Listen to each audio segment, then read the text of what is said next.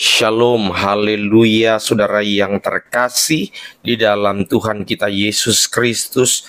Kembali dalam program Memulai Hari bersama Kristus dengan saya, Pendeta Geri Tengker. Dan saya Arti Indira Pardede. Hari ini kita masuk ke dalam serial khotbah yang baru, yaitu tentang buah roh.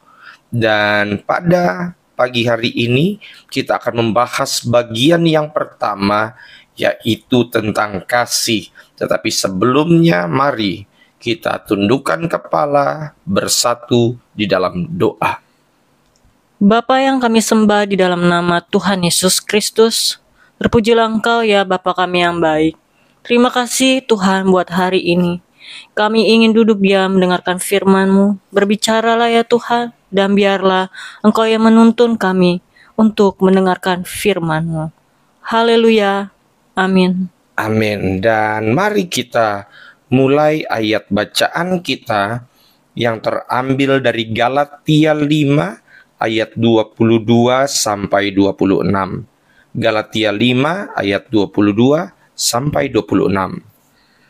Tetapi buah roh ialah kasih, sukacita, damai sejahtera, kesabaran, kemurahan, kebaikan, kesetiaan, kelemah lembutan, penguasaan diri.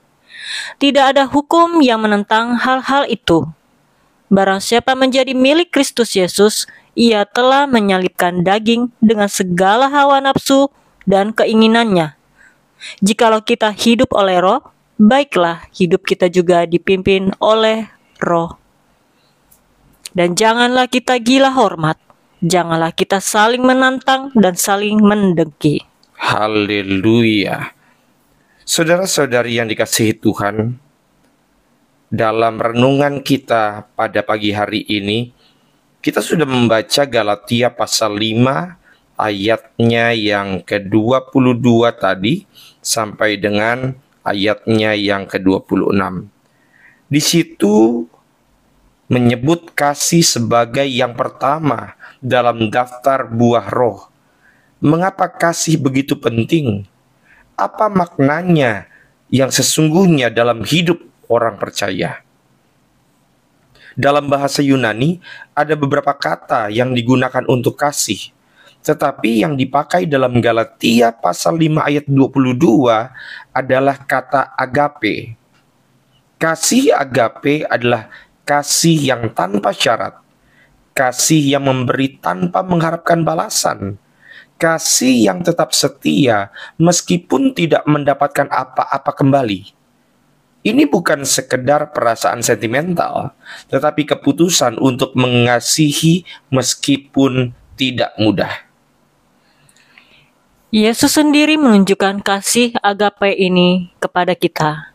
Kita baca dalam Roma 5 ayat 8 dikatakan, tetapi Allah menunjukkan kasih-Nya kepada kita oleh karena Kristus telah mati untuk kita ketika kita masih berdosa.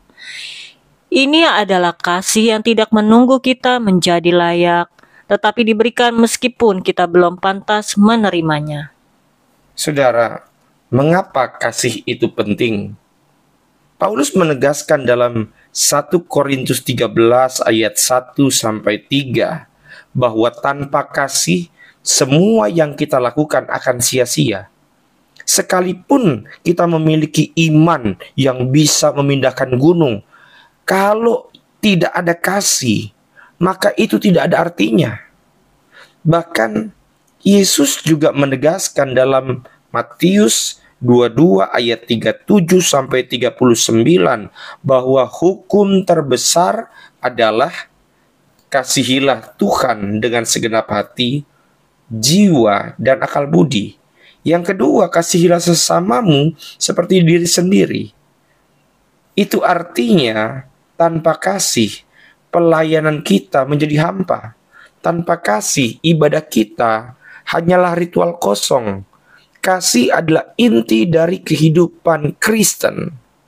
Saya kutip seorang penulis yang bernama C.S. Lewis, dia bilang begini, kasih itu bukan sekedar perasaan yang kita miliki, tetapi keputusan untuk bertindak demi kebaikan orang lain, bahkan ketika itu sulit. Saya ulangi, kasih itu bukan sekedar perasaan yang kita miliki, tetapi keputusan. Sekali lagi, keputusan untuk bertindak demi kebaikan orang lain, bahkan ketika itu sulit. Saudara, kasih yang sejati adalah aksi, bukan sekedar kata-kata. Bagaimana kita hidup dalam kasih? Yang pertama, kasih yang mengampuni. Dalam Efesus 4 ayat 32 dikatakan, hendaklah kamu ramah seorang terhadap yang lain, penuh kasih mesra dan saling mengampuni, sebagaimana Allah di dalam Kristus telah mengampuni kamu. Saudara, kita tidak bisa mengasihi tanpa mengampuni. Dunia ini penuh dengan orang yang menyimpan kepahitan. Tetapi, kasih mengajarkan kita untuk melepaskan. Yang kedua, kasih yang berkorban. Yohanes 15 ayat 13 mengatakan bahwa tidak ada kasih yang lebih besar daripada kasih seorang yang memberikan nyawanya untuk sahabat-sahabatnya. Kasih sejati ditunjukkan dalam pengorbanan. Itu bukan hanya tentang mati secara fisik, tetapi juga rela memberikan waktu, tenaga, dan juga perhatian untuk orang lain.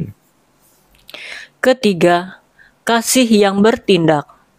Di dalam 1 Yohanes 3 ayat 18 kita bisa baca, anak-anakku, marilah kita mengasihi bukan dengan perkataan atau dengan lidah, tetapi dengan perbuatan dan dalam kebenaran. Kasih bukan hanya tentang kata-kata manis, tetapi bagaimana kita menunjukkan perhatian kepada orang lain. Saudara, hidup tanpa kasih adalah hidup yang kosong. Jika kita menyebut diri sebagai orang percaya tetapi tidak memiliki kasih, maka iman kita belum sungguh-sungguh nyata. Kasih bukan hanya teori, tetapi sesuatu yang harus kita hidupi setiap hari. Saudaraku, dunia tidak kekurangan orang yang berbicara tentang kasih, tetapi dunia kekurangan orang yang menghidupi kasih. Mari kita menjadi orang yang menunjukkan kasih dalam setiap aspek kehidupan kita. Karena kasih bukan hanya sebuah kata, kasih itu adalah karakter Kristus yang harus nyata dalam diri kita. Mari kita tutup dalam doa. Tuhan Yesus yang baik, terima kasih buat firman-Mu. Kami ingin terus merenungi tentang kasih yang Kau sendiri ajarkan bagi kami. Dan biarlah kami terus melakukan kasih yang Kau ajarkan kepada begitu banyak manusia, bahkan bagi keluarga kami. Dan Tuhan, biarlah Engkau menuntun kami. Biarlah hikmat-Mu terus bekerja atas hidup kami. Kami ingin berdoa buat suami kami, istri kami, anak-anak kami, bahkan keluarga kami dimanapun mereka berada. Tuhan, biarlah kasih-Mu juga Kau nyatakan dalam kehidupan mereka. Dan biarlah Tuhan perlindungan-Mu sempurna atas setiap aktivitas kami selalu nyata boleh kami rasakan. Terpujilah Engkau Bapa yang baik. Hanya di dalam nama Tuhan Yesus kami berdoa. Amin. Amin. Puji Tuhan, kita sudah membaca firman, merenungkannya, dan biarlah firman ini boleh terus hidup dalam kehidupan kita dan menuntun kita pada segala kebenaran. Saudara, jangan lupa untuk selalu memulai hari bersama Kristus. Tuhan Yesus memberkati. Shalom.